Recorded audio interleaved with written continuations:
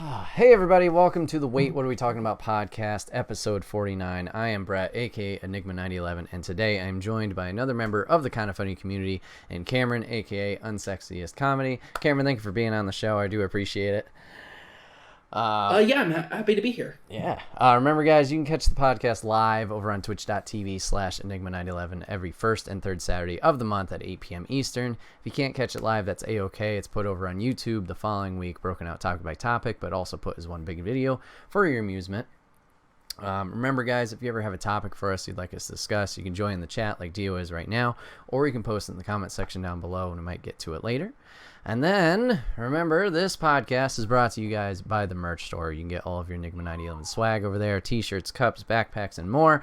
Help us out, rep the brand, support us. It would be greatly appreciated. So, Cameron, it's your first time on the podcast. Obviously, we'll get to the lightning round of questions and all that stuff later, but I kind of wanted to give everybody a little backstory on how we met real quick in our history, and then let you kind of introduce yourself and stuff like that. So I met Cameron real quick, briefly, at Kinda Funny Live 2. So that's 3 years ago, something like that, maybe four. It'd be 3 years ago. Yeah. So we met him there, and Cameron's actually the one who had introduced me to Greg Miller from Kinda Funny. We were at the Foundry. Greg showed up. I was just kind of loafing around, being my normal shadow mode self. I saw Greg was there. I was waiting patiently. Karen looks over to me. He's like, "Hey, have you met Greg yet?" I'm like, "Oh, no, I'll get to it, eventually." And he's like, "Oh, no, hold on. You need to meet Greg." And literally just, takes me and then moves his way through the crowd and is like, "Yo, Greg, this is Bret." And then, bam. I did do that. Yes, you did? We had it, you and I had never spoken a word to each other before that moment. Right. That was the first interaction. That was, I'll be 100% honest, libations were involved, earlier in the evening. Because I remember doing that, but I did it for a couple of people, because when I met Greg Miller, that was the first thing that a friend did for me. Was one of the best friends who had met Greg before pulled me over, and because I tried to do the same thing, oh, I'm not sure, they always warn you never meet your heroes, but Greg Miller's the hero you want to meet. And so I got pulled over and I met Greg, and I was like, okay, and so at Kinda Funny Life 2, I saw people were kind of doing the same thing I did. I remembered what somebody else did for me, so I just paid it forward. That was kind of my whole intention with it. But I was, I wasn't drunk, but I had definitely been drinking that night. If I remember correctly, they had mojitos, half price. So I did that. But no, I was happy to do it for you.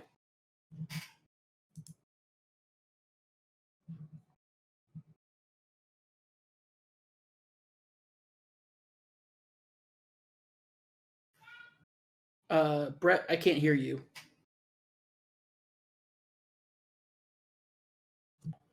Let's see. How was that? 1 2 1 2 3 4. Stream's got me. Let's see. You don't have me. Great. Thought I went deaf. Nope. Let's try that. Hey, check. Audio together. All right. Oh. How about now? Yeah, I can hear you now. Okay, cool. Yeah. I was like, man, Bret's really not saying anything. No, I'm wondering, is everything okay? Miming. But yeah, I do appreciate that first interaction, and like I said, all the other ones at these past events have been quick and brief. I mean, nothing wrong with that, but hey, checking in, this, that, the other thing. So there's Kinda Funny Live 2, there's Kinda Funny Live 3, and then Prom being the most recent one. Kinda Funny Live 3, you whooped my behind at Injustice. Oh yeah. Yeah. I was like, I'm pretty good at fighting games. Cool, Bret, it was great seeing you again. Oops.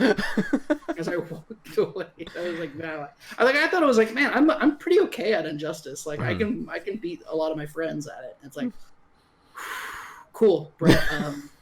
It was great seeing you. I'll see you at the next one around. Bye. Bye. Oh yeah, I No, think those. we played a couple rounds of Injustice. That was Yeah. kind of Funny Life 3 during the VIP event. Correct. Yeah, that was fun. I think that was right before I met Snowbike Mike for the first time. But That's that before whole... we all met Snowbike. True. Before he Snowbike Mike had exploded. his debut there, and look at that guy now. Yep. Nuts. And then we had Prom, where you crashed in my hotel room, which was fun. And then you had an awesome persona and gimmick at the prom itself. If you want to explain that a little bit. Okay, yeah. So first things first, I didn't have a place to stay because previously when I had gone to these events, like usually somebody reached out to me, so I didn't know. I'm like, I don't know if I should reach out to anybody else. And by the time I finally got around to it, everybody had already had their things booked up and stuff put out. So I was like, wow, okay, like I could, and that's pretty much what I planned on doing. I was planning on basically like haunting every Denny's and like every 24-hour diner in San Francisco. Yikes. That was my plan. And then you said, oh, well, I'm not going to be there for the first night, but like you can crash with me afterwards. And I was like, oh, okay. And so that first night I actually just instead of going to a diner, because I was pretty tired, so I just hung out in the lobby of the Hilton until their security started like being suspicious, and then I proceeded to play hide and seek for about like up until like 4 a.m. with their their staff. Wow. So, they weren't like looking for me because done it, like called in for security cameras to pinpoint where I was at, but like they were just being suspicious because obviously like a not well-dressed person is just like hanging out in your hotel, right? Like that's not good. Especially if you're the Hilton. And then I kind of like used the last few hours to just like take a nap outside of a friend's room, not inside their room because it was like 4 a.m, but outside their room. And then you came out by the next day, and I went over to the hotel you and I ended up staying at. You booked like a really classy place, like old, but like this place probably like in the 50s and 60s was like the hotel to be at. For sure. And they like renovated it, but like not really renovated it. Yeah, it was. They like brought it, like it was brought up to code, I think is the best way to put it. But no, I thought it was like such a like cool classic place. And then like you let me crash. I basically just like lived in the chair, like the recliner in your room, which worked out great. Like it was amazing. But it was like one of those great things where it's like, okay, we both had like plans of like what we were doing that weekend. So we didn't like, and they intersected at some points, but like we were going to be doing our own thing. Right. So it was really cool because it's like, okay, so like, is there going to be an obligation? And literally you showed up and you said, yeah, so I'm going to head over to a mall real quick and hang out with some friends. So you can just like chill here. Here's your key card later. And it's like, oh, cool. Okay. Like this is not going to, and it was like totally chill and awesome for the rest of the weekend. And that's basically how it happened. And then my persona that I had Prom was, so like while in college, I neglected my physical health. And part of the repercussions of that is that I no longer fit into my 3 suit. I had tried to lose enough weight to try to get it back into it, but I couldn't. Like, I probably was about 5 to 10 pounds still too heavy for the jacket. Like I could put it on, but it was like way too snug and didn't fit.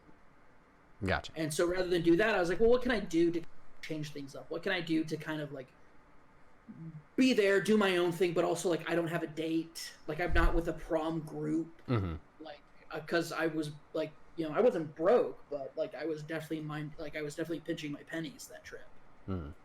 Like I was able to make that trip work, but like I was definitely being careful about like where I was going, what I was spending, because I knew I had to do things once I got back home to like pay for some stuff. So yeah, I had to kind of be careful with that. But what ended up working out really well was like I was like, okay, well, what can I do to kind of like be part of prom with everybody else, but also just not be kind of like pathetic.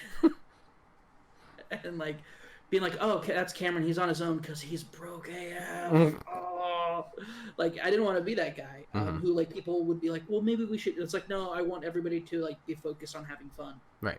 So I was like, what can I do? And I thought to myself, no, it'd be really fun is if I pretended to be a chaperone. There are two members of the Kind of Funny community, Moises Tavares and Eli Shaw. Two really amazing young men who at Kind of Funny Live 2, was it 2? Or was it 3? I'm thinking actually it was 3. Yeah, it was definitely 3. Kind of Funny Live 3. One night I drunkenly declared myself their father. And I promise, like, this is the second story I've told where alcohol was involved. I'm not a big binge drinker, or anything. But like, I wasn't, that night I was kind of drunk. So I broadly declared to the city of San Francisco, in the streets of San Francisco, that these two young men were my sons and that I loved them very much. And then over the course of the weekend, like, at one point, like, one of them got really, really wasted, and I took care of him. And he and they just said, "Oh, you're such a good dad. You're such a good father." And so like they call me father, and I call them my sons, and they're both really brilliant young men, really insightful writers, and just incredible young men that I'm extremely proud to just call my friends. And so I thought to myself, oh, no, it'll be fun is if I'm their chaperone because I'm like the dad coming to the event. It's like, so how do I sell this? So I put together an outfit that was basically slacks, like a plaid long sleeve shirt, that's like, but like a nice dress shirt. And then I forgot what the pattern's called, but it's like a very preppy pattern. I've had this sweater vest for like 14 years, and I wore that. And then I thought to myself, no, what would be even more hilarious is if I went around passing out rulers to people, telling them to make sure to keep enough room for the Holy Spirit. And so I ordered, and I'm like, okay, I'm buying $7 worth of rulers, like basic wood rulers. Like that can't be that many. No. And it was.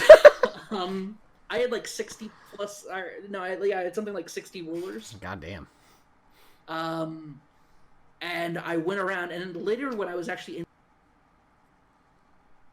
Twitter handle, and it would have been like a great networking opportunity. Like, I missed that opportunity. But I went around, and when I saw like couples like pressed up against each other, like close dancing during like slow songs, I would go like, excuse me, and then I would like put a ruler between the two, and I'd be like, okay, leave enough room for the Holy Spirit here, okay, folks.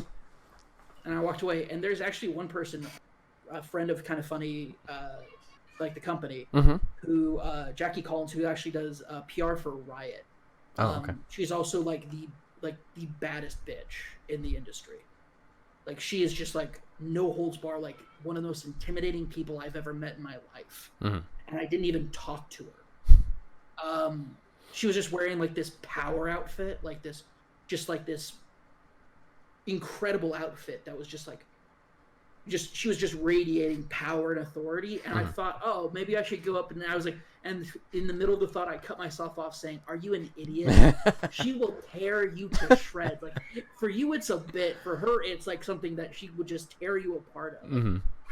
How dare you even think to approach this magnificent person? Like walk away. And I did. And I talked to somebody later, and I was like, yeah, I had the idea to do that. Like, oh, it's a good thing you didn't do that. Because she would have torn you to shreds. And I'm like, I know. I felt that. It's like I saw my death ahead of me. Yep. And I like reel myself back. There you go. Yeah, so I just handed out like rulers I had in my back pocket, and over the course of the night, took some fun photos for prom. Got to dance a lot. Had a great time. Smash Mouth showed up.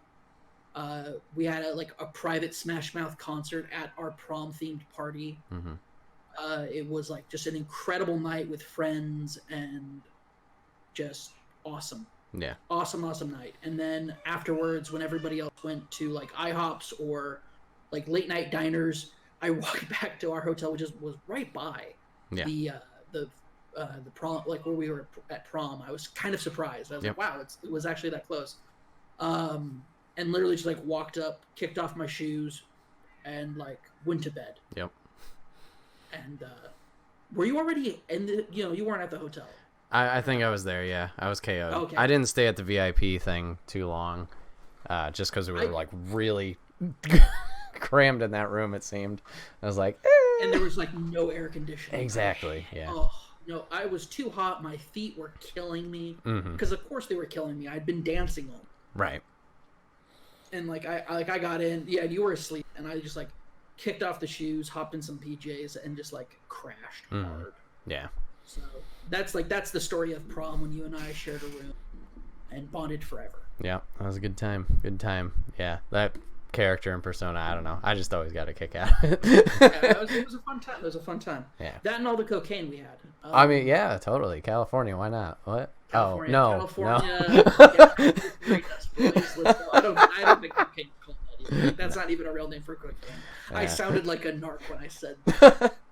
Damn. Like, not only did I sound like a narc, I sounded like an uneducated narc. Yeah. All right. I sounded like a guy from Minnesota who's never actually seen, like, cocaine before.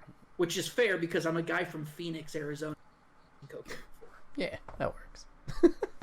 So.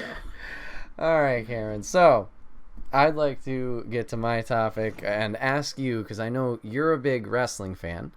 I know you and Trevor go back and forth, it seems, every month with some Portillo bets, which I always love watching. We actually retired that. You did retire it. Oh, that's too bad. We retired it. Yeah. No, it's okay. Because the bets required us to watch WWE pay-per-views or like the monthly events that they do, and they became way too painful for us to watch. Gotcha. Okay. Fair enough. Like, it's just, they were not good. This last one was actually pretty okay. Like, there were some pretty good matches. It's definitely been the most entertaining WWE pay-per-view in a long time. But that's not a high bar. Like, I really feel like they put on like a really pretty good WrestleMania, like a pretty dang good WrestleMania. And then after that was just like, it's just been bad since then. Gotcha. Like, I just feel like they're like creatively bankrupt at this point. Like, I'm just not seeing anything good coming out of them. They had some really cool stuff, like, and not to like dump on the performers, because the athletes who are performing in WWE are still some of the best out there, but like, they're just being totally underutilized, mismanaged, and the booking probably is going to be better going forward, because Paul Heyman and Eric Bischoff are coming in now. And they're going to be running Raw and SmackDown respectively. Like, they're going to be booking the shows, which is great, because it just, like I said, they've kind of become creatively bankrupt at this point. Like, they've just hit rock bottom creatively. Like, there are things that they're doing do not make sense, but it looks like the right wrestlers are wrestling each other in the right programs right now. That's what it seems like. So.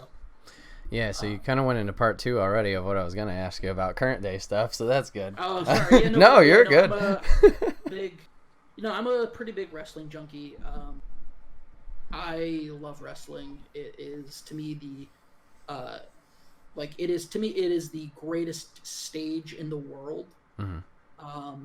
You literally have tens of millions, if not hundreds of millions of people around the world who, depending on their personal interest, watch a wrestling promotion and are dedicated to it and like love the sport. Like, there is a premier athleticism going on with it. There is a premier entertainment aspect to it, and there is an incredible presentational aspect to it. It is the greatest stage. It takes the greatest combination of athletes and actors to pull off what they do, and a lot of times it doesn't get pulled off. Like, it fails.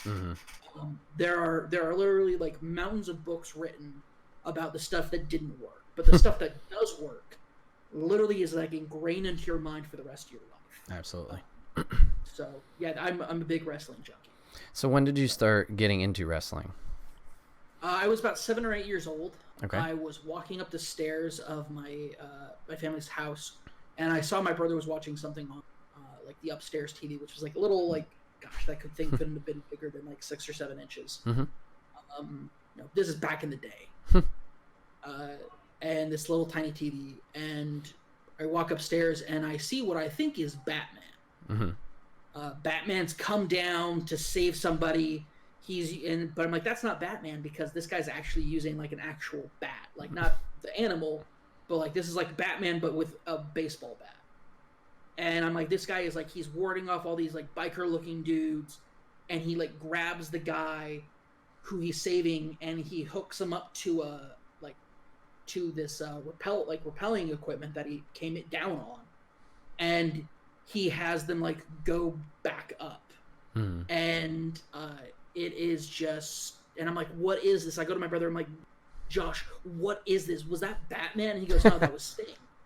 I'm like, what? And so from that moment on, my brother introduced me to wrestling, because my brother was an 80s wrestling kid. Okay, yeah. Like through the early 90s. And so like my brother at like 5 or 6 years old like met Hulk Hogan when he stopped at like the small motel where my parents worked at the time. Like that was my dad's second job, and my mom was like the assistant manager there. My dad was the manager. And so like at the Continental Breakfast, like my mom's like, oh, you're Hulk Hogan. Of course he's Hulk Hogan. He's one of the famous people in the world. Now for the wrong reasons. Right. And my brother's like, yeah, like, and she my dad to like bring my older brother down, and so my brother like has a picture. Like I don't think there was a picture. He just got to meet Hulk Hogan. Yeah.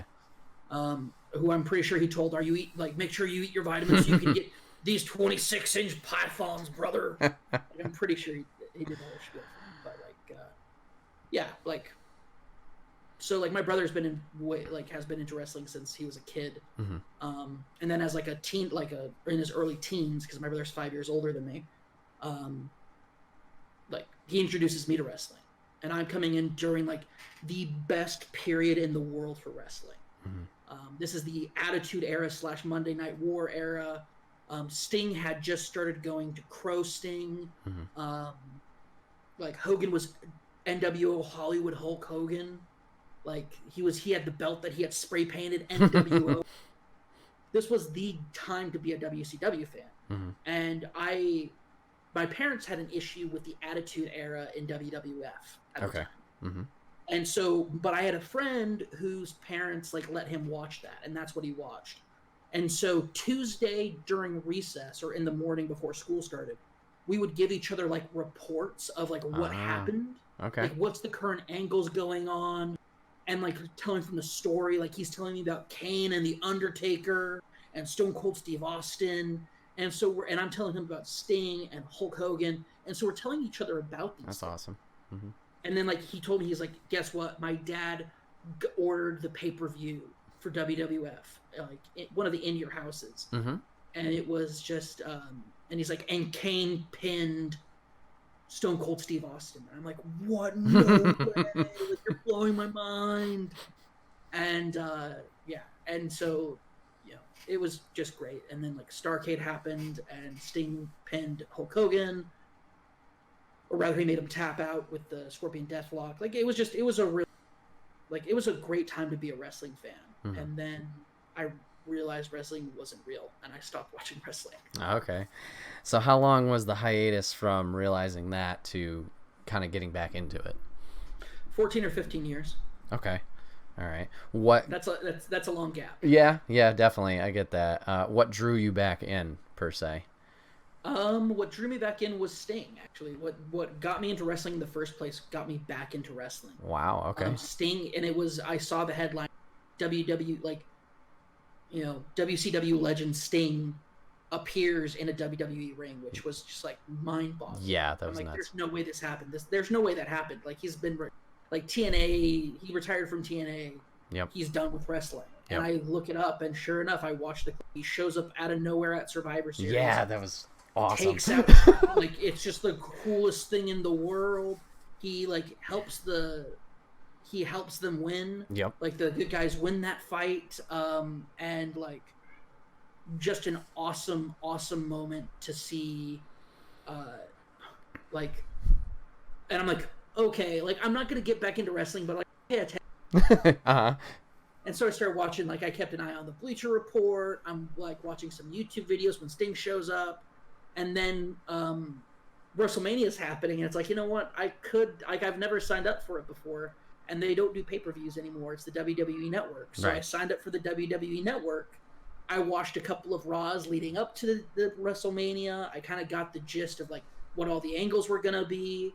And then I watched WrestleMania, and I saw WrestleMania 31, which was an incredible spectacle of incredible wrestling from the people who I had no idea who they were. I saw the Andre Battle Royale, like Andre Memorial Battle Royale.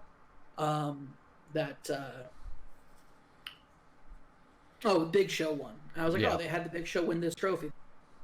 And then, but I was like, who? All in matching outfits, and then I'm like, who's the Miz and Mizdow? Like, what's going on with this whole thing?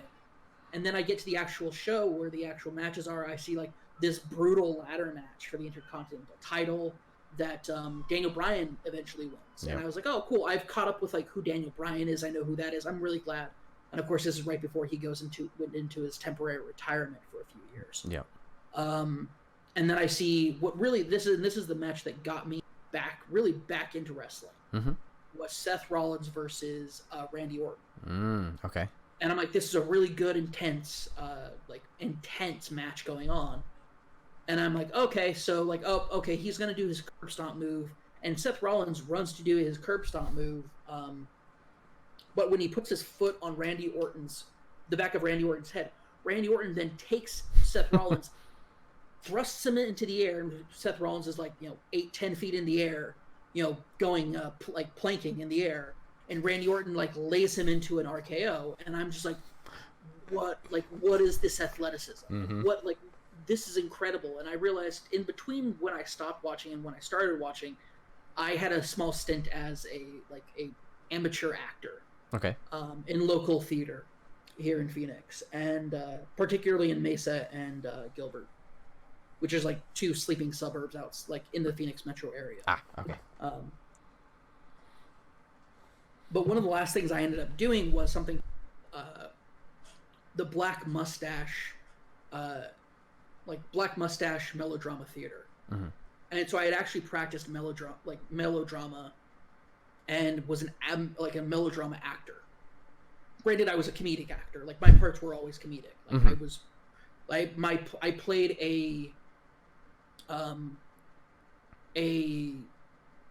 and before I say this, I need to preface.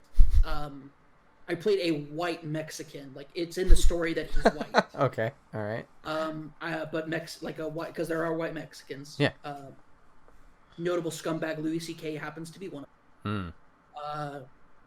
But they don't let that cloud your judgment on that. But a white Mexican who was married, and I played both him and his wife. Oh, okay. So that was also my first experience cross-dressing. And I did this, and I was like, I really fell in melodrama and kind of how it works. And what I realized is wrestling is the most incredible and the most advanced melodramatic acting and presentation and stage performance in the world.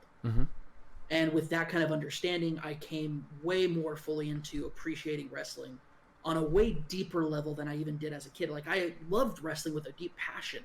And even as a kid, I wanted to be a wrestler because, of course, I did. Yep, everybody. But yeah, everybody wanted to be a wrestler. But I realized, and looking back, like I kind of like I do the same thing that every other, backseat quarterback or backseat driver, armchair quarterback does. Like, maybe I could have made it. Get myself in shape, going to wrestling school. Because I spent 4.5 years, in call centers. Like I could have done that and gone to wrestling school. But no, and it's like I'm almost 30. Like, don't get me wrong. Like Diamond Dallas Page didn't start wrestling till he was 40. But that I'm not Diamond Dallas Page.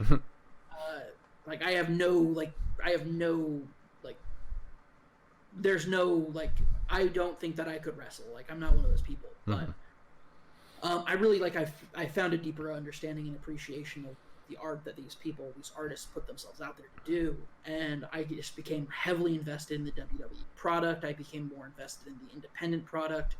I started watching way more of New Japan Pro Wrestling. I discovered this Omega just before the rest of the world did. Like, I found out about him like just before like the rest of the world like blew up about Kenny Omega, who is, in my opinion, one of the two, if not the greatest wrestlers in the world, and definitely up there with the contention of possibly one of the greatest of all time.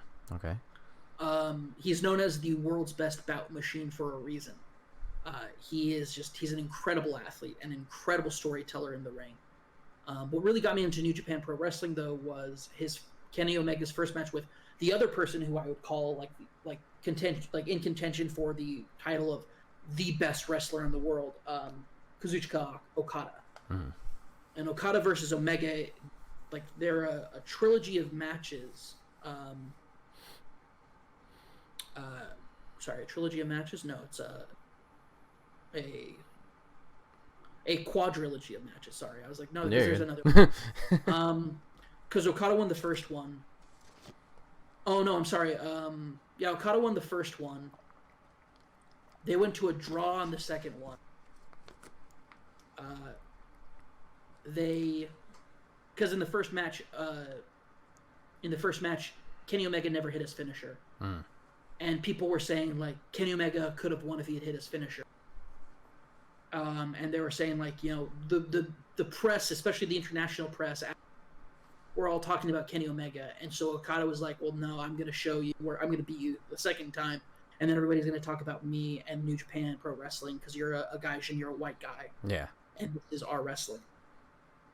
And the second match went to a 60-minute draw. And the second match quite possibly is the most devastating, like, emotional, tormenting match I've ever seen in my life. The third match was a 30-minute time limit match that Kenny Omega barely won, and it was during the G1 Climax, which is a massive tournament they do. Yep. And the fourth match they had is where Kenny decisively won against Okada and took the New Japan Pro Wrestling heavyweight championship off of him, and then carried that title for a while.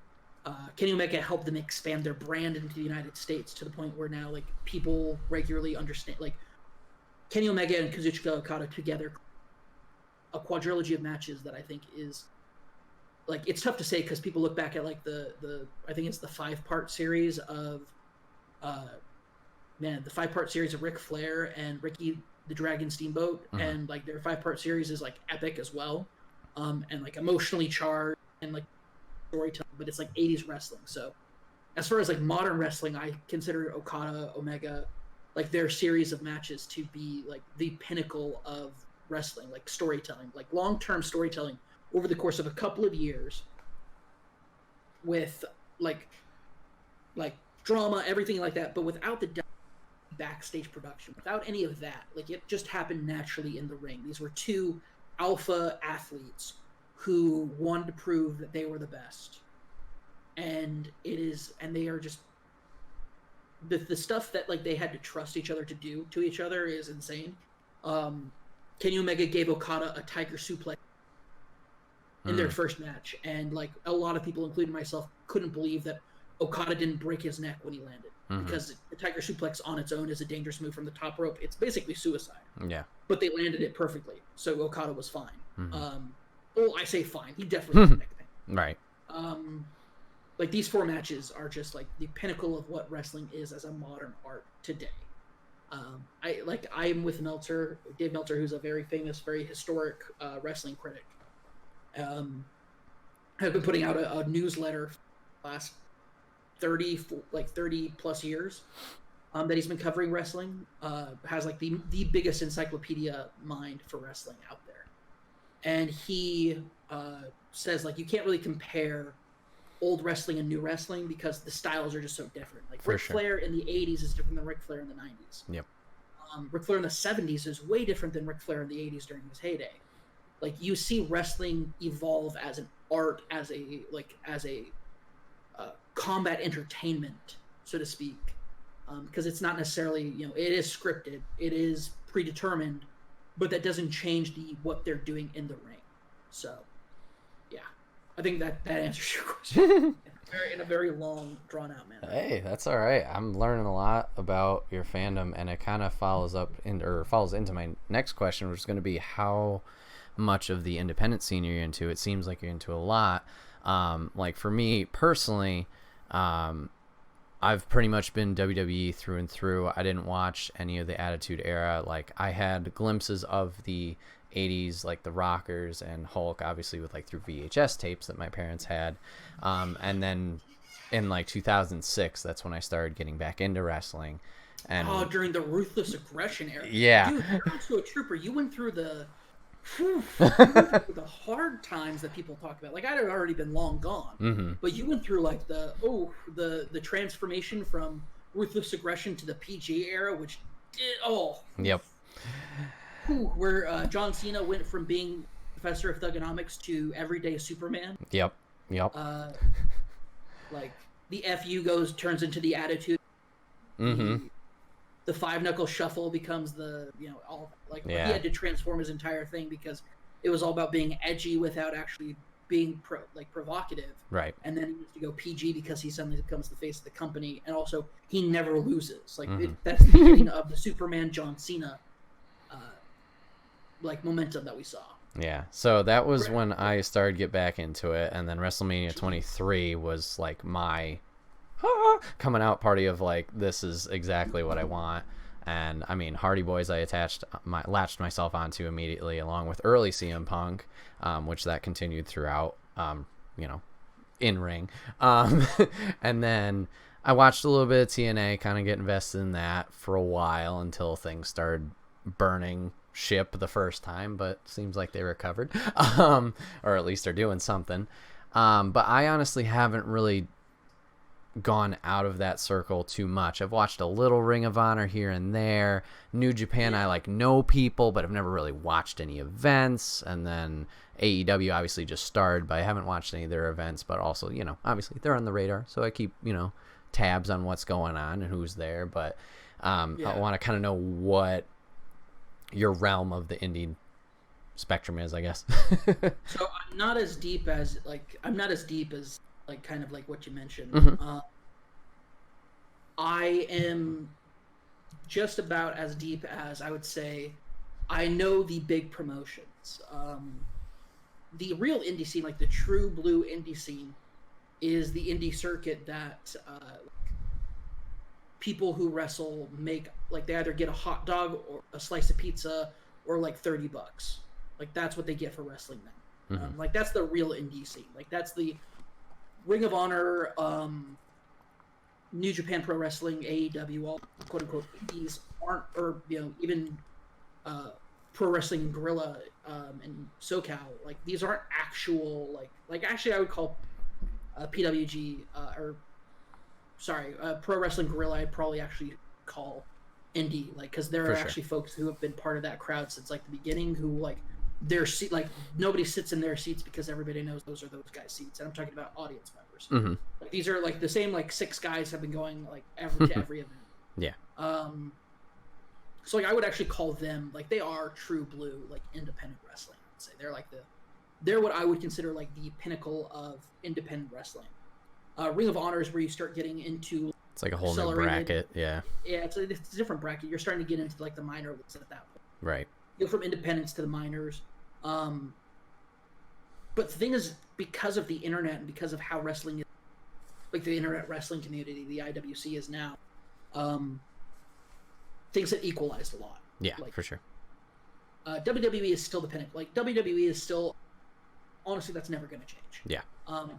Vince McMahon has over the past, 35, 40 years, he has consumed and propped up and created a, it's funny that the name of the company is called Titan, Titan Entertainment, but because they truly are, like, they are the juggernaut, they are the Titan, and it's not going away anytime soon because of what you just said about yourself, brand loyalty. WWE is a brand that is unparalleled in wrestling. It is unparalleled in brand marketing. Like WWE is one of the most recognizable brands in the world. To the point where like people in China and India and South Korea, and like China is trying. Like there are Chinese wrestlers right now who are trying to start like the independent scene in China right now. Like there's the English independent scene, which has been stalwart for years, but the problem with the independent scene in England is eventually people get to the point where like they need to leave England to get bigger. Right. That's what you see with Prince Devitt, who eventually became Finn Balor. Yep. You see that with there's just a numerous amounts. People, Zack Sabre Jr. Yep. Becky Lynch is a great example as well. Will Ospreay is Will Ospreay. Will Ospreay is 100% considering the fact of New Japan now. I would, as far as like the white guy Gaijin,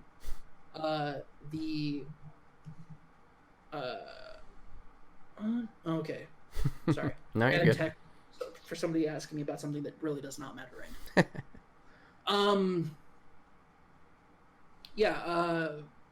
What was I saying? Oh yeah, Ospreay. so like Will Ospreay in Switchblade, Jay White are like the kind of white faces of New Japan Pro Wrestling, and cool enough, actually, I think Kota Ibushi is kind of the poster child for the current Japanese era. Oh, absolutely.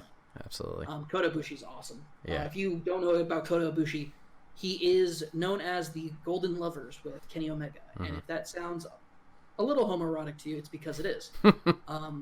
They have kissed during matches before. They are like the ambiguity there, thin.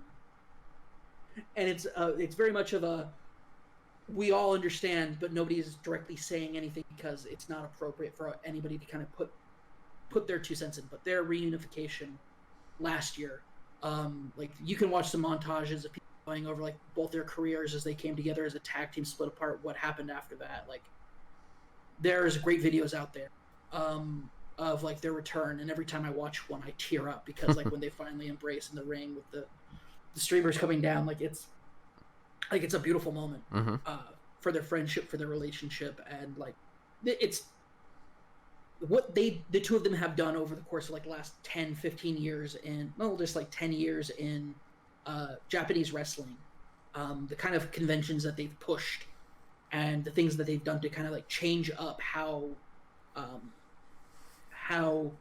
wrestling sees LGBT has been pretty astonishing for how quickly they've been able to change things in like Japanese wrestling, which is far more conservative and takes itself far more seriously than American wrestling, which came from carnies and sideshows. So, but yeah, like, so when I say like where I'm at as far as like what I pay attention to, I try to keep my fingers on the pulse of AEW. They're going to start actually doing a weekly show on Monday nights. It's October, right? October, yeah. In October, they're going to do it on TNT. And a lot of people are like, "Oh, it's bring back the Monday Night Wars." It's like, no, WWE is still going to be WWE. Right. The reason why WWE will never get rid of its third hour is because of all the advertising money they make. Like nothing parallel to it. AEW is trying very hard to be something totally different. They're trying to elevate the art of what's been the independent scene, the New Japan scene, the Ring of Honor scene, and elevate it to a true pro wrestling level of production. Right. And luckily they have the backing of the Khan family, who the Jaguars, and like one of the most successful soccer league teams. Like they're a very successful family, multi-billionaires, and they're willing to go to bat for this company to elevate it to becoming not the next biggest thing, but to establish it as a big thing. Yeah. And that is super important for the industry, because competition, the diversity of promotions is always a good thing. Absolutely. So like I'm just keeping my finger on the pulse of like what's going on in WWE, and like New Japan Pro Wrestling and AEW. Like those three are really the ones that I pay attention to the most. Okay. All right, and then I guess my last question to kind of wrap up this topic is, what would be, you've already listed off some names of people you really enjoy, but what are some wrestlers from any era that you would say maybe are your favorite? Yeah, hard-hitting questions. That's rough. A lot of people would probably expect me to say something like Hulk Phenomena that was Hulk Hogan, but he sucked. My top wrestlers from different eras, I'd say 80s wrestling, like 80s like Southern wrestling, which is where you got like the really good matches, the long matches with a lot of there's a lot of technicality. Like technical wrestling is something that is much more of a niche or something of a display, but that was like the norm back in the 80s. For sure. And the best technical wrestling I think you saw was during the Four Horsemen era, with Ric Flair, Arn Anderson, like the whole wrecking crew right there. The four of them were extremely dominant wrestlers, and they dominated 80s to early 90s wrestling. Arn Anderson still has the best spine buster in the business. The last time he put it out on TV, still the cleanest, smoothest spine buster you'll ever see. Ric Flair is, of course, arguably, if not undisputedly, greatest of all time, just in all the eras that he's affected wrestling. He is the leather handbag of wrestling that wrestling still carries and totes around and brings out for things. He's the old withered leathery trophy that WWE gets to keep. But he's also a man who's gone through a lot in his life. He's had a lot of hardship, and he's expressed the pain and hardship that he's had with extravagance and incredible shows of affluence. There really is no other human being like Flair. That's why people love him. Then you have I would say that's Ric Flair is really a great pinnacle of wrestling. Even though 90% of his matches are him getting beat up until he cheats his way to victory. Yep. Which is the best. Then you have Sting, and the Sting, the NWO phase, the split of NWO Hollywood, NWO Wolfpack. Crow Sting, Sting's my favorite wrestler of all time. Really, if you want to talk about it, he is my favorite wrestler. And it's really unfortunate that his last match was one where he got injured. Yeah. But I love Sting. Sting's one of my favorites. But if we're talking the modern era I think has the best example of great wrestling that we've seen in possibly ever. The plethora of talent, the vastness, the exhaustive amounts of just riches that we have in wrestling today is crazy. You have Kazuchika Okada, who's basically Japan's answer to Ric Flair. Granted, it's coming 30 years later, but it is 100. He is 100% the answer of can Japan put out an athlete like Ric Flair? Which undoubtedly, by the end of Kazuchika Okada's career, it is very reasonable to say that he will stand at the same pinnacle as Ric Flair. He is that incredible of a wrestler. He is that incredible of a personality. He has had multiple times the opportunity to come to WWE, to come to America, but he has stayed in New Japan to stand there and say, this is the true mountain that people need to climb, is in New Japan. Japanese wrestling, Dio knows, Rainmaker. It's not the same now that Ghetto's not there just to yell at in the middle of matches, but it's just by the end of his career, we will likely be talking about him in the same vein, in the same reverence that we refer to Ric Flair in, which I don't think you can say about any other wrestler, except, and this is really where it comes down to, where Kenny Omega's career goes from here, now that he's a vice president at AEW, now that he's pretty much going to be exclusively wrestling for AEW. What happens with AEW will kind of define the rest of his career. Right. Its success or failure is very much hinging on him and a few other talents, really carrying the brand forward and establishing it. I think that his recent matches have been phenomenal. His recent match with Chris Jericho, I think, is incredible. The finish is dumb because the Judas effect is it's a very actually very efficient MMA move, but for the theatrical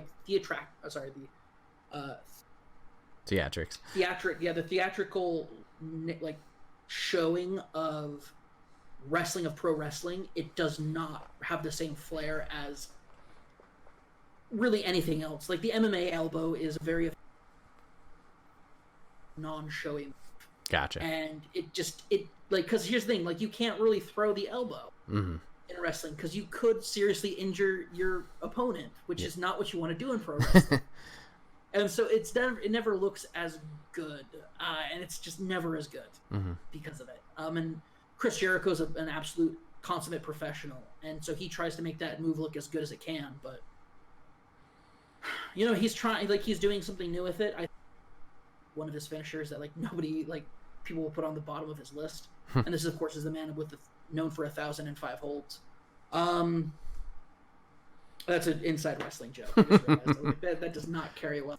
It's all right. The hardcore will get it. Mid-90s cruiserweight wrestling, WCW. And, like, his feud with Dean Malenko. Like, if you're not familiar with that, that means nothing to you.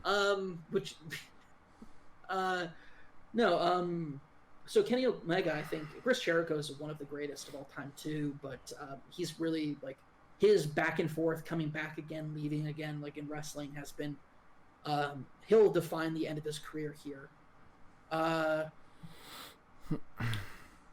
Kenny Omega, I think, is at that pinnacle as well. Like I said, where he goes from here. So I would say Kenny Omega, Kazuchika.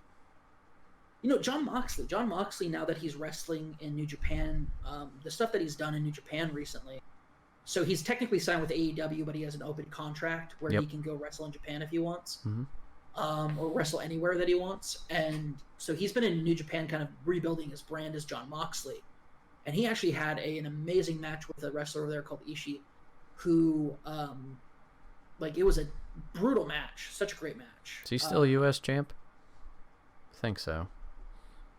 Right? Dean Ambrose? Yeah. Or Jon Moxley? Yeah. Jon Moxley doesn't. No, Jon Moxley hasn't been. I thought he beat Juice Robinson for it. Oh, he did beat Juice Robinson for it. I think he still is. Yeah. AKA CJ Parker, miss you.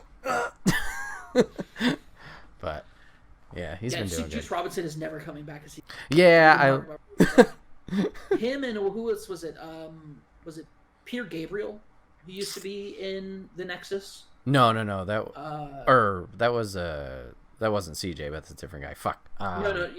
I know it's a different guy. Oh, okay. PJ Black? No, TJ Black is Seth Rollins' old alias. Right. Shit. No, I know exactly what you're talking about, but whatever that guy is, the member of the Justin Nexus. Gabriel. Thank you, Dio. Thanks, Dio. Justin Gabriel and, like, Juice Robinson left during an era where, like, people who left WWE will probably never go back to it.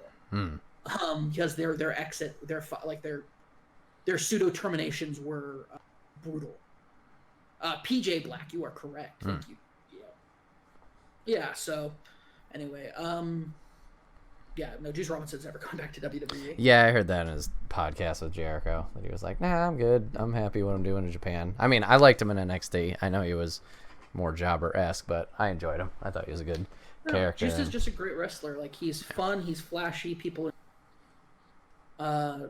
He's living the life, man. He's living the life of, like, the independent wrestler. Yep. Like, I hate calling them independent wrestlers when they're out there. He's a championship wrestler at a major promotion, and just because it's not WWE, people call it independent. But the reality is that, like, New Japan is more historic, has longer history, right? And its championships are more respected than a lot of the WWE championships, because. There are so many cases that I could just bring up. Champion, it's just like, dumb. Why would you do that? There are too many. Anyway, but yeah, that's it. So those four, I would say, are cool. Like, well, that and, like, okay, I should also mention, of course, honorable mentions. Undertaker, John Cena, because even though everybody loves to hate John Cena, we love to hate John Cena. Like, John Cena's comeback, because he played the straight card, like, he played the straight man, the good guy card for such a long time. Like, we can't even hate him. Right. We'll shout that we hate John Cena or John Cena sucks, but, like, that's now just a thing we chant. It's like Angle, kind of. Yeah, it's basically Angle. Yeah, that's it. 100%. You suck. As John Cena sucks. They're in the same thing at this point. Young kids always say, "Let's go Cena," and then in response, all the adults yell, "Cena sucks." Yep. Like, that is a standard cheer and chant at WWE events with John Cena. Like, that's just how it is. When John Cena comes out and it goes to the point where it's like, everybody shouts, John Cena sucks, and it's great. Like, it's great. It's a moment for us all to bond.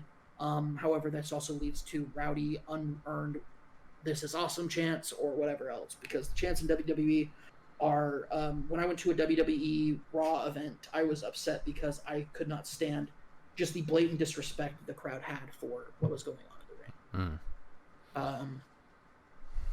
I went with Trevor Starkey.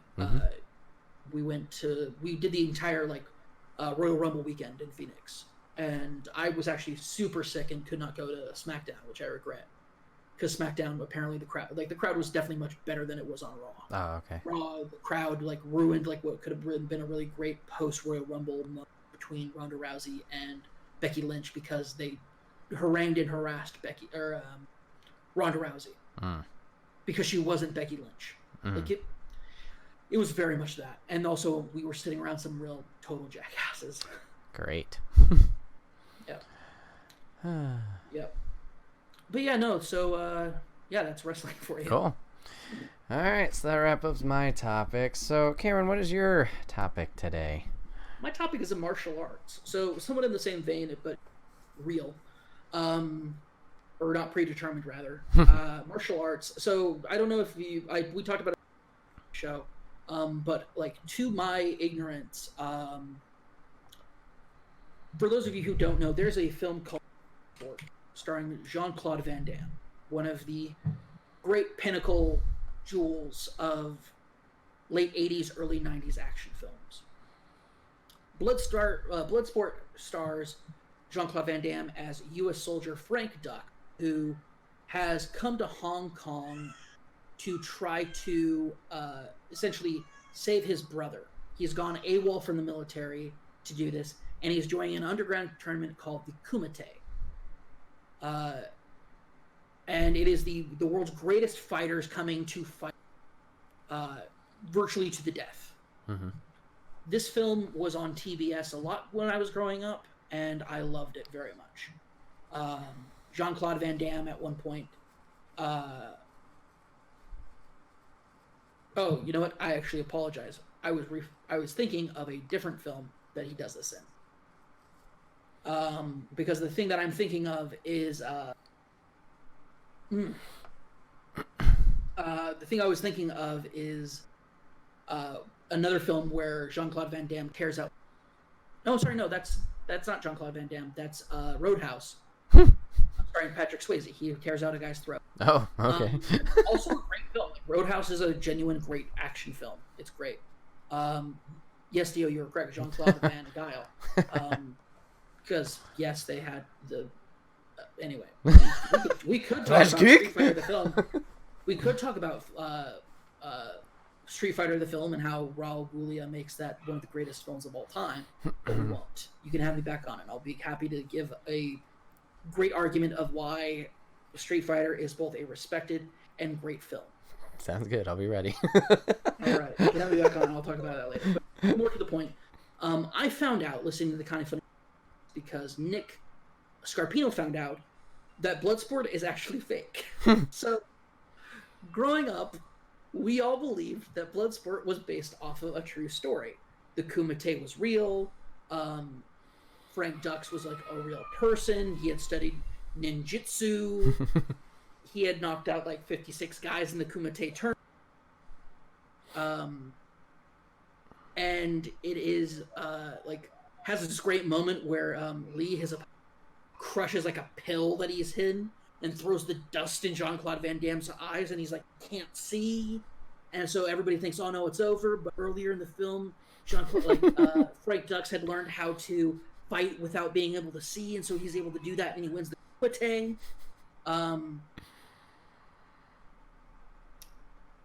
Yeah, and then afterwards you get real Frank Dux and the facts that he told people about. Mm-hmm. It turns out Frank Dux has never served overseas. He is a liar, a fraudster, a huckster, a snake oil salesman of the combat sport genre. This broke my effing heart. I could not believe that this is true. This was not true. I should back at it. Nick Scarpino on the podcast does a great breakdown of how we all really should have seen that it wasn't true, but we all wanted it to be so true that we all ignored the facts. Mm-hmm. Because Bloodsport's a really fun movie. Yeah. It broke my heart. So I wanted, but because people for sure watching your podcast know that you have a martial arts background. Yep. I mean, you're a martial arts instructor. But what people may not know is that I practice. I know a man who's almost 30 who is overweight 100% practiced martial arts in his teen years. It's a total surprise. Who could have believed that?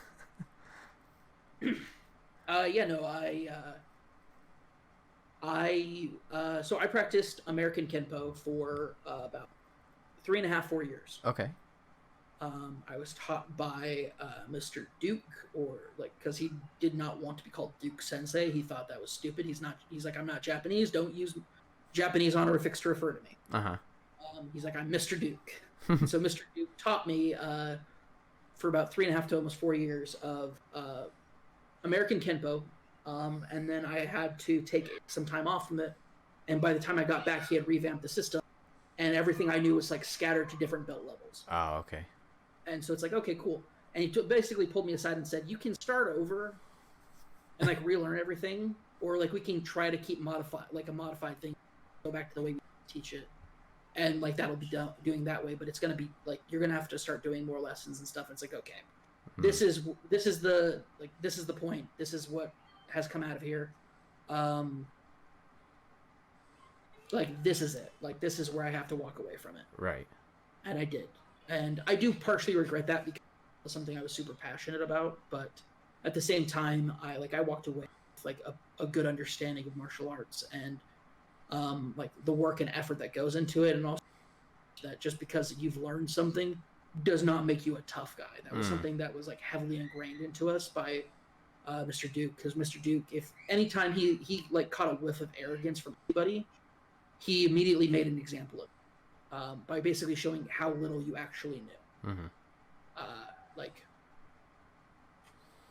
I've seen him like just not like hurt people, but basically just like make them look like idiots. Yeah. And I saw him do it with like some of his like, like remind them like, you are like, remember your place, like remember where you're at. Like we are all students. We're all always learning. Mm-hmm. But I want to talk to you about martial arts because like you practiced it. You do, if I recall correctly, Taekwondo. Yes. Yep. Yeah, you're a big Taekwondo guy. Mm-hmm. You do a lot of kicks. Yep. You go hi-ya and kick, and then hi-ya and kick, and hi-ya and kick. I'm making fun of it. No, it's all good. Rinse, repeat. I'm making fun of every single strip mall dojo. Oh yeah. Mm-hmm. Class that I've ever seen.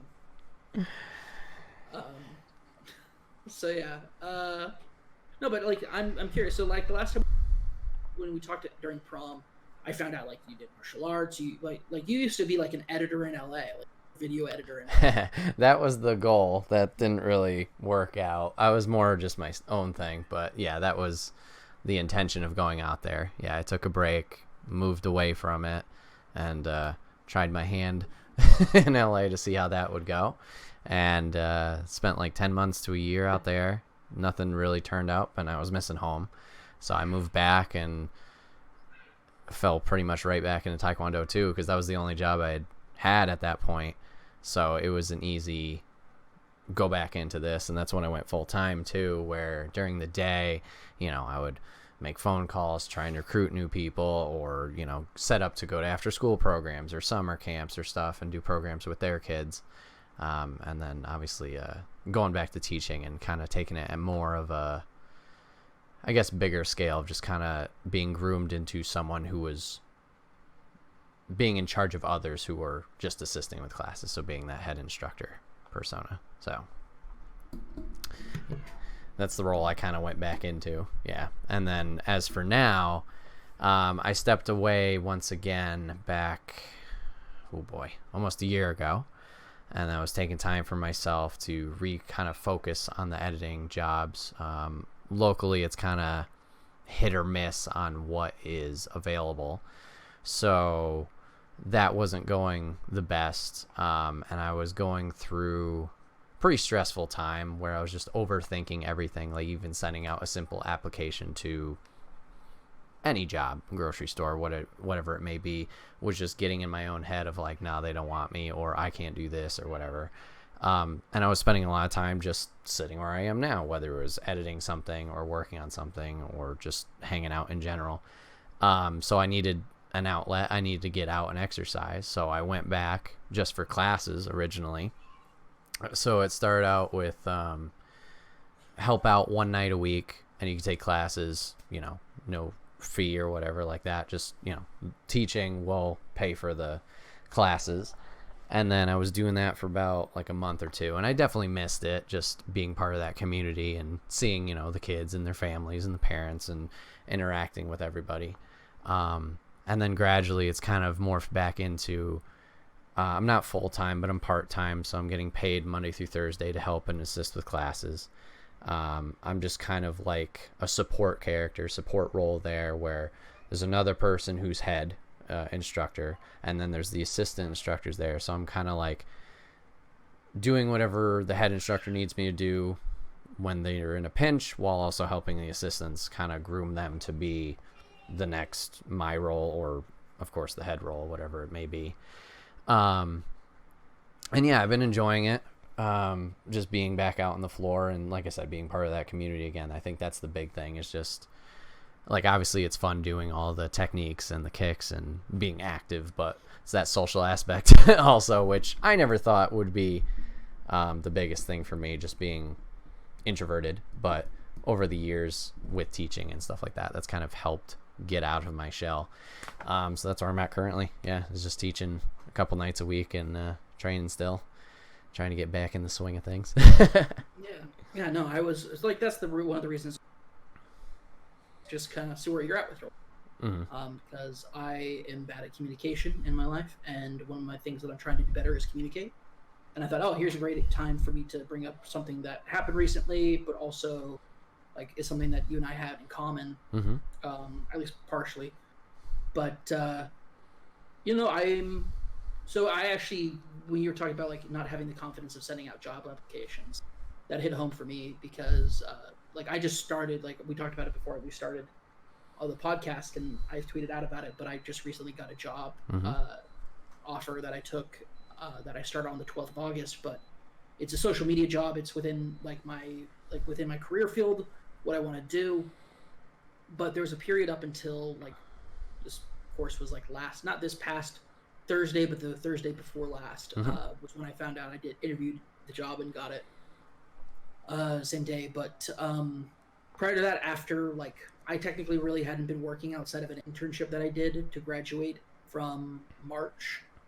Like I've just been technically unemployed since then.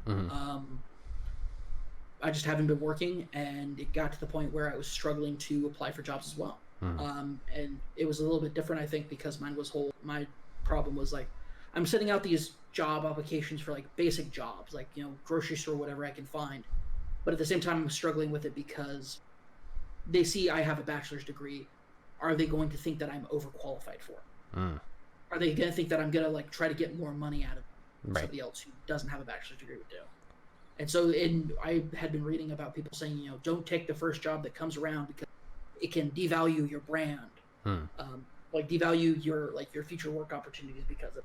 And it's like, okay, well, I'm having that causing an influence, but at the same time, I'm getting pressure from my family and to like find a job finally. I want to find a work. I want to so I could just make money. Yeah. Right now, I literally have like whatever I call it at any given time. Like I had to close on my bank account. Like I don't have a bank. Like things got really, really bad for me. Not just financially, but also like mental health wise. Like things just got really rough. So hearing that you also struggled with that recently, I'm sorry to hear that, but I want you to know that, solidarity. Our friendships with unemployment have ended. Employment is now our best friend. Yep. Yeah, I agree. And I appreciate that. I'm sorry you were going through that as well. Yeah, sometimes it's just like you mentioned, those outside forces. Like I know you mentioned your family was kind of pushing you.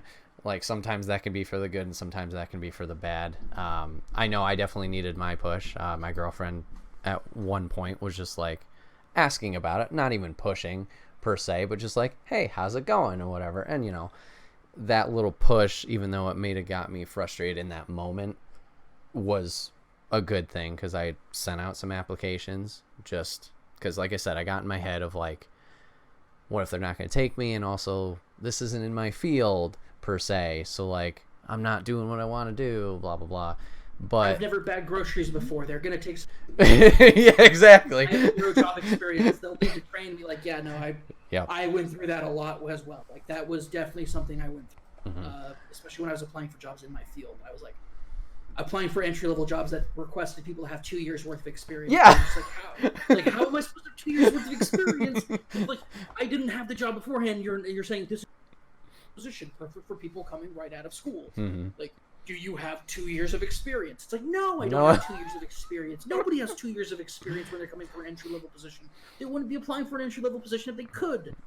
Like, you have 2 years of experience. Like, are you kidding me? Yeah, I don't get it. So, but yeah. It's just so frustrating. But, yeah, no. Yeah, by the way, nice low-key shadow drop mentioning that you got a girl. Just whoop, right in there. Like, gosh. Oh boy. I'm joking. I know. But yeah. Anybody who knows me knows I love love, and I love hearing that people are. I don't know if you love it. That's what I'm doing. You? Yes. Okay, good. I should have said. I might not have yelled a word. Some people are afraid to say it in a relationship. Don't judge them. People progress at their own rate, anyway. Yep. No, I love, and so when I hear people are in a relationship, I'm like, yeah, you go. Just because I'm sad and lonely for all time doesn't mean you should. Oh, man. Good thing we're past that point. Bullet dodged. You got Lady in Wonderland. Lady, yes. Girlfriend? Correct. Oh, why, hello, Lady in Wonderland. It's wonderful to kind of meet you. I like your boyfriend. He's a good guy. But, like, you know...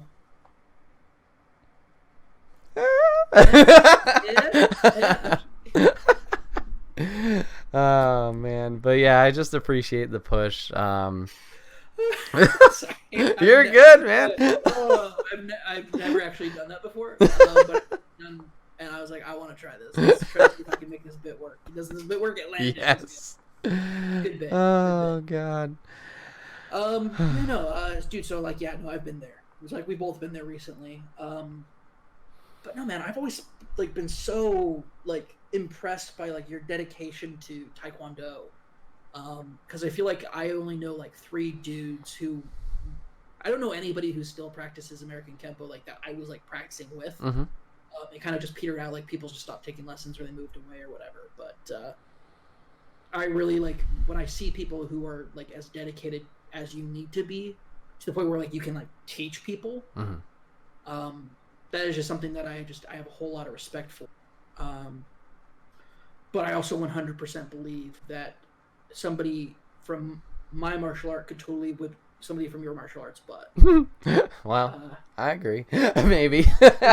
Well, like you said, when you mentioned your instructor, like if anybody got arrogant, like you're not going to be a tough guy. I'm like, yeah, I'm not going to go out and pick a fight with somebody. No, I'm not going to do any of that. I don't know where the stereotype is that people go, oh, they're like they're like an expert in this martial art. Like they're gonna pick on. There's no martial art outside of like Cobra Kai and the Karate Kid that tells you to like be a jerk. Yeah. Like every single one of them is like always telling you like be respectful, be humble. Like in American Kenpo, when you salute, like you can do like the basic like just like general martial arts salute. But there's a much longer salute that you do at the end of every lesson that has like so much symbology behind every single move you do, like what you're praying. Like it's a bit of it's a little bit of a meditation, it's a little bit of a salute, and it's a little bit of prayer. And it is like just this really awesome thing that I remember from practicing that has always kind of stuck with me. And also like the oath that you take when you start taking it, which is, you know, it goes kind of hand in hand with what you're doing with the salute. That each movement with the salute is a different of the, and so like there was just a lot of stuff that gets kind of ingrained into you that I just don't know where this like idea of like the martial arts jerk came from. Outside of just like people thinking people who do martial arts are jocks because they're not. They're losers like us. No, I say that, but like actually a lot of athletes took American Kenpo. Just like a lot of athletes in general do martial arts. Yeah. Because martial artists are athletes. Yeah, absolutely. They have an Olympic sport for it. Yeah, they do. It's fucking nuts watching it. Oh yeah. Oh no. No. Yeah, no, I watched that and then it's like, okay, they got a point. We're gonna give me it. Give me their blood. But yeah, I don't know. Taekwondo has just been something I've always loved. And I notice it more every time I step away from it. It's just like, I don't know. I can't escape it. There's parts like where I don't love it, and that seems to be people, certain people. But in general, it's just, the teaching aspect of it, and obviously training for myself. It's just, I don't know. Well, I'm going to mention this. I mentioned it to you when we first started talking about this. Mm-hmm. And I'm not pushing you, Mm-hmm. which is a nice way of saying I'm pushing you. Yep. But I'm not really putting emphasis on it. But, like, what are the hurdles that it would take for you to open up your own Taekwondo dojo, your own shop, outside of like the money for like a lease? Right. Like for you, like what are your hurdles? Because you're already teaching kids. Right. Like at what point do you accept that you have become somebody who is enough of a master that you can teach? Yeah, it's a good question. I don't know exactly. Well, okay, I kind of know, but I don't know 100% how to word it. I think it's just the confidence in my... let me ask you a question. Yeah, follow-up question. Sure. Do you have to force your current master to either submit or die? Because if that is the case, if it is either submit or die, like is it Kumite rules? No, that'd probably be whole. Once you dominate him, and it is your dojo now. That'd be easier. Your dojo. That'd be easier in one aspect, just because everything would be established. Not saying that this whole process would be easy, no, but at least everything would be. There's a building, there's students, there's all that, but. Oh my God! Could you imagine? I can't imagine, and it's a much better world. It's not. It's a terrible world. Violence sells everything, and that's not right. But... No, I think my big thing is just confidence in that I'd be able to inspire someone to start and sign up. Like once you're on the mat, I think I can do that because I've done that with plenty of kids and adults. Hey, they're going to do this trial. Let's, do the thing. And then obviously I've seen kids from age 4 up until now they're graduating. It's like, what the fuck? Like, where did the time go? And like their journey there. But like getting somebody in the actual door to say, hey, I do want to give this a try at this specific establishment. I think that's my biggest thing. Realistically, it would be I'd have to go somewhere else, or else there'll be a whole another slew of legal shit that I'm not even gonna get into. But like you got like cannot compete clauses. And exactly. Yeah. You have to leave like the greater tribe to establish your school. Yeah.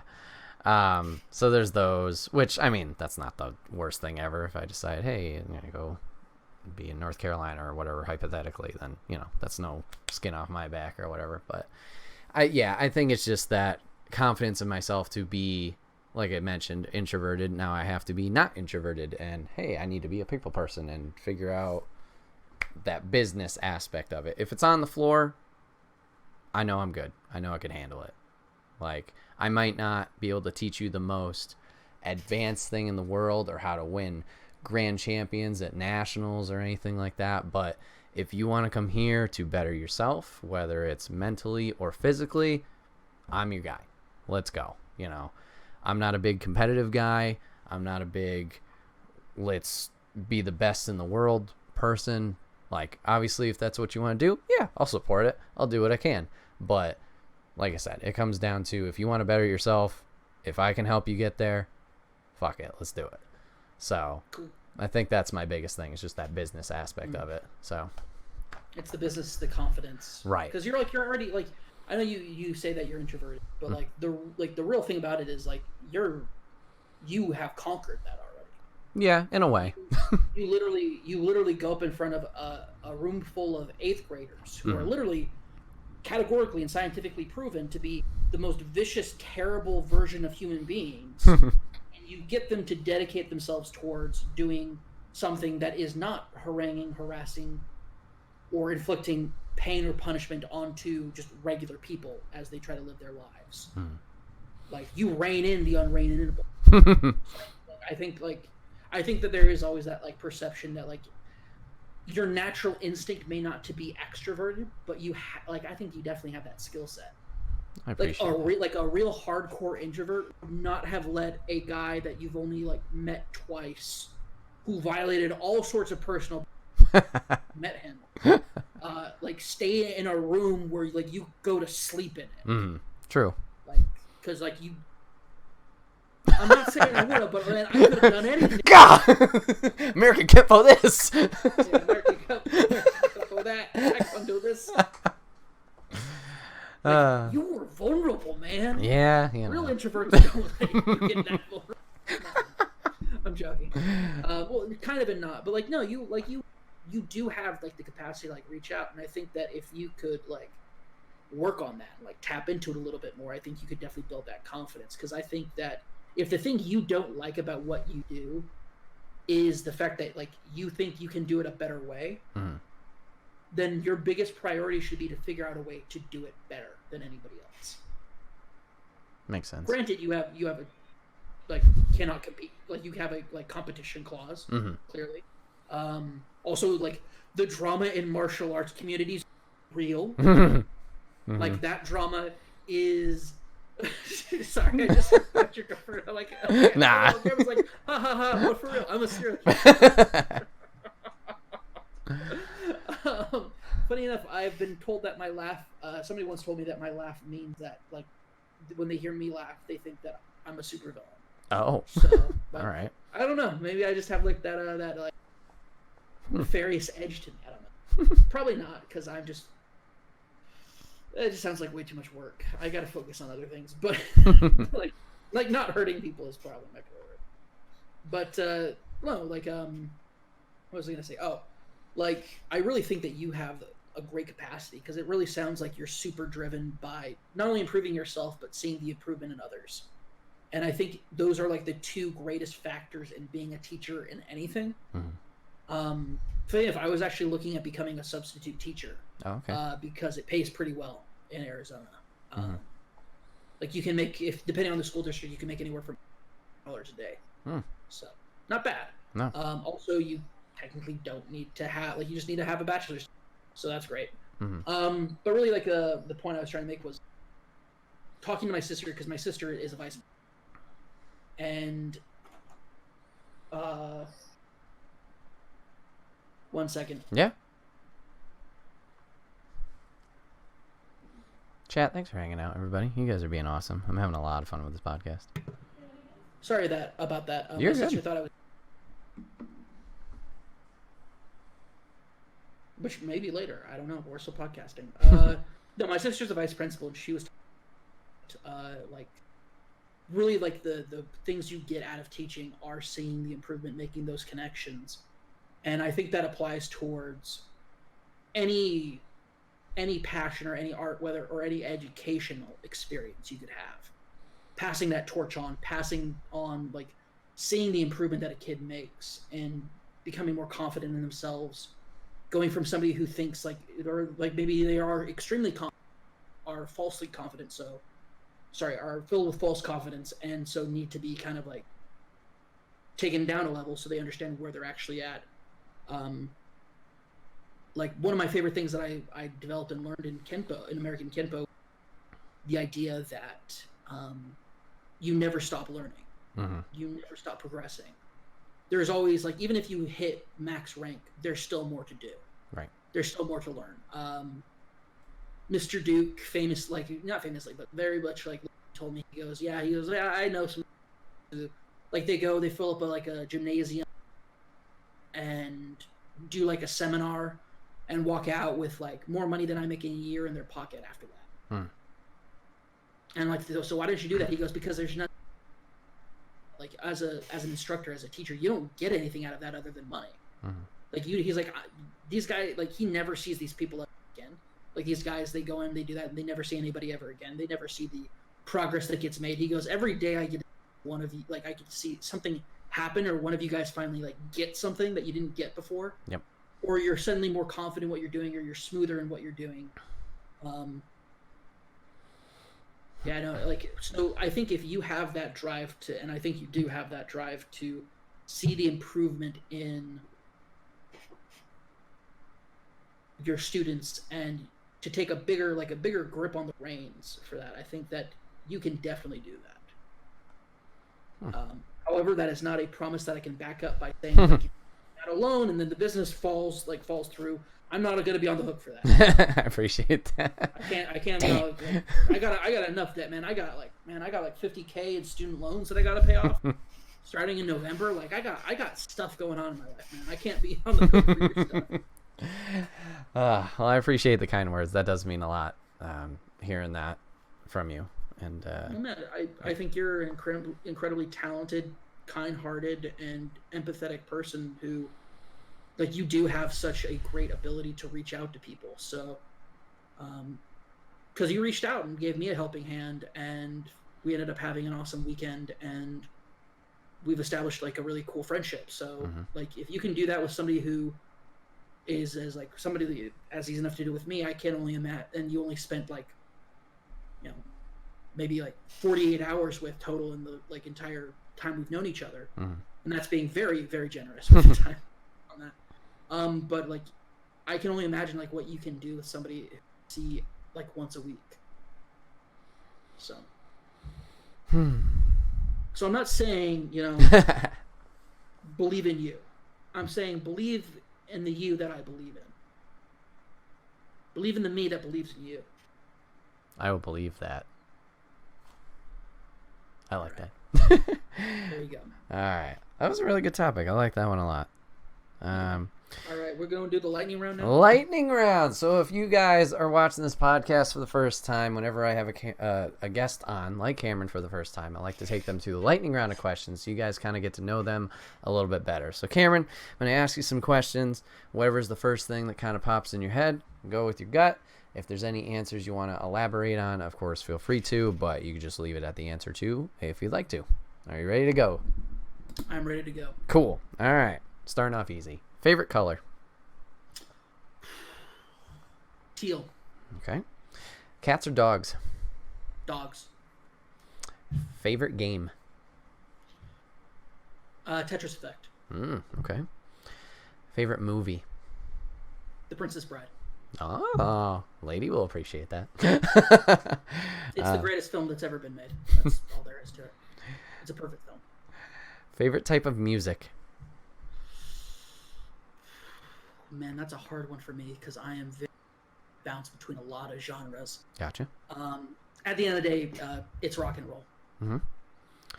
Favorite song?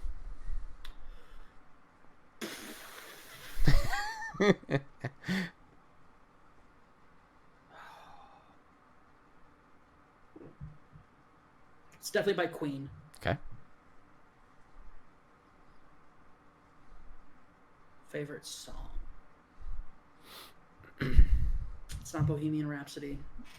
That's the greatest song of all time that's ever been composed, written, and performed.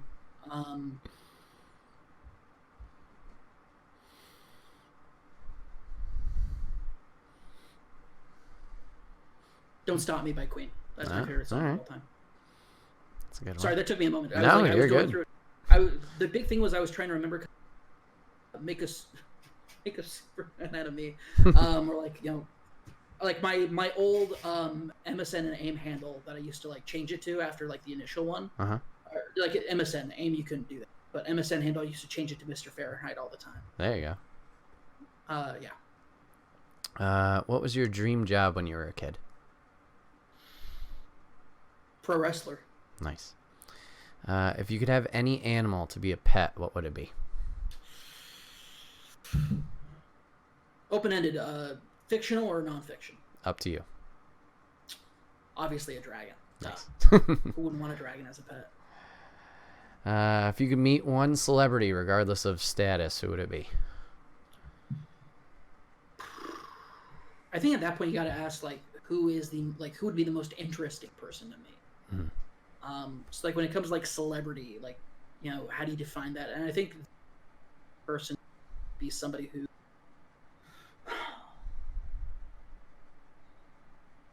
like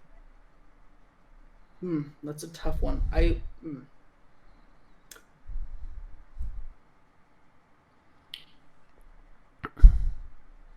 Celebrity I'd like to meet. Like, in my mind, I'm imagining we're having like a no holds bar, like nobody else is around. We can totally like, basic conversation. Yep. At which point, I guess I would want to. I'd want to sit down with Peter Thiel. For those of you who don't know Peter Thiel, like one of the smartest people to ever exist. There's a book called The Conspiracy, or I think it's just called Conspiracy. Which is the book about how Peter Thiel, as one man, took down Gawker, like the media empire. The Gawker media empire was dismantled because of one man, Peter Thiel, who was open about his homosexuality, but who was then friends and family knew that, but was then publicly outed by one of Gawker's sister sites. Oh.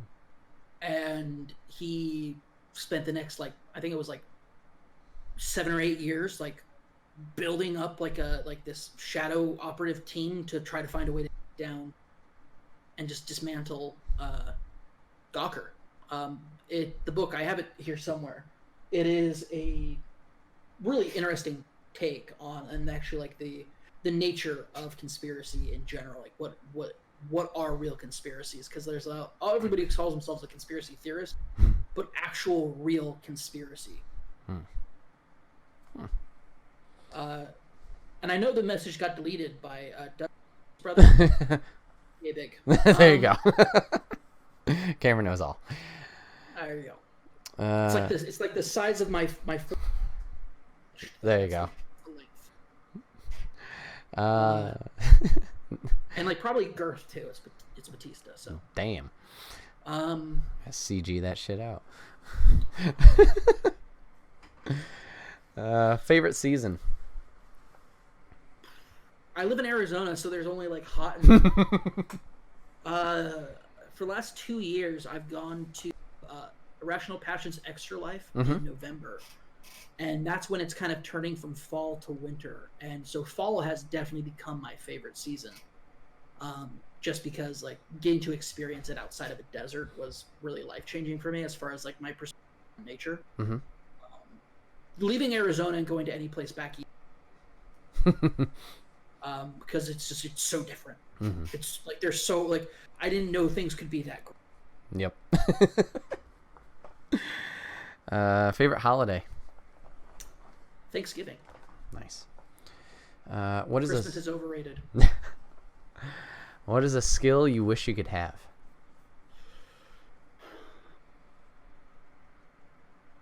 I wish I had the skill to know exactly when I've said enough. Okay. I just got one last one. What is a game that you want me to play? A game that I want you to play. Yep. 1 second. Yeah. Think about this for a second here.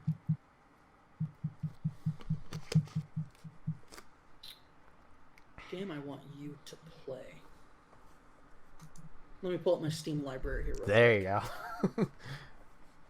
Oh, sorry, it's downloading update. Give it a minute. Or maybe I'll just pull it up on the phone. You're good.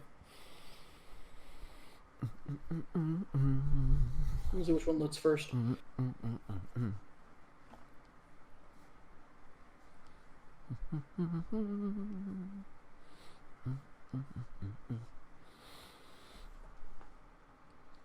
Game I want you to play that I don't think that you would have played is the bigger question. I am humming on the spot, lady, yes.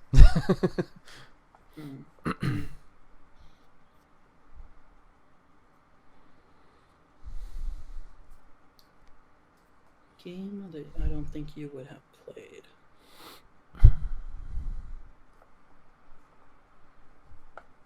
This is where it gets tough because like I don't know everything I played. Mm-hmm.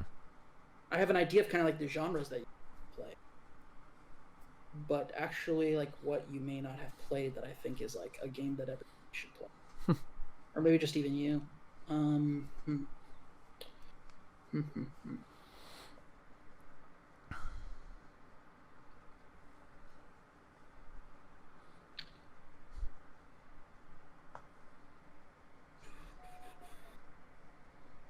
This is tough, man. This is tough.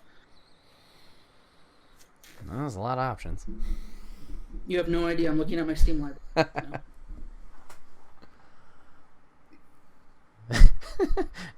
Sanic lady? Gotta go fast. Gotta go fast. Gotta go fast. I'm Sanic. I'll go fast. Oh, there's this dragon. Sorry, this is tough for me. You're good. You're good. I got a lot to go through here. I'm seeing this. I'm like, but maybe you've played it or maybe you've heard about it. So I'm like going through it in my head. Well, in the meantime, I'm going to go through the outro. This has been another episode of the Wait What Are We Talking About podcast, episode 49. My name is Brett, a.k.a. Enigma911, and today I was joined by Cameron, a.k.a. Unsexiest Comedy, one of the kind of funny best friends. Cameron, thank you for being on the show. I do appreciate it. It was a lot of fun, this podcast, talking about all the variety of shit we talked about. All right. Frostpunk. Have you played Frostpunk? Frostpunk? No, I have not. What does that entail? That's a game you got to play. It is a survival like a survival city builder game. Oh, okay, cool. The world is freezing over, and you've got to use steampunk technique to build out a civil like a place where people can survive. Huh? Yeah, that does sound really fun. Nice. And you have winter storms that come in, and if you're not prepared, your people all die. Great. This sounds just like RimWorld. I'm gonna suck. Oh boy. That is a game you will need to play. Alrighty. There you go. That's my answer to that question. Cool. And now is the part where I tell people about me. Yeah. All right. My name is Cameron Abbott. I am the Unsexiest Comedian. You can find me at Unsexiest Comedy on Twitter. I am also the host of the KG Podcast, and you can follow us over on at KGN Tweets on Twitter.